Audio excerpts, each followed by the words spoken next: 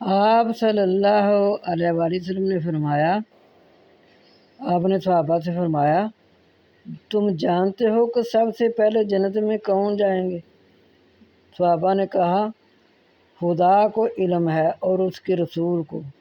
فرمایا، سب سے پہلے جنتی مساکین مہاجرین ہیں، جو دنیا کی لذتوں سے دور تھے، جو تکلیفوں میں مبتلا تھے، جن کی امنگیں دلوں میں ہی رہ گئی اور قضا آ گئی۔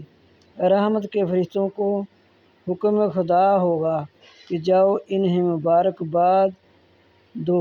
فرشتے کہیں گے، خدایا، ہم تیرے آسمانوں کے رہنے والے تیری بہترین مخلوق میں ہیں، کیا تو ہمیں حکم دیتا ہے کہ ہم جا کر انہیں سلام کریں اور انہیں مبارکباد کریں؟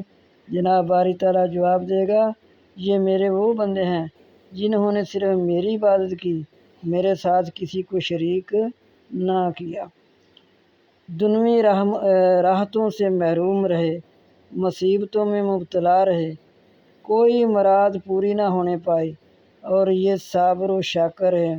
اب تو فرشتے جلدی جلدی بشوق ان کی طرف دوڑیں گے، ادھر ادھر کے ہر دروازے سے گھسیں گے اور سلام کر کے مبارکباد پیش کریں گے۔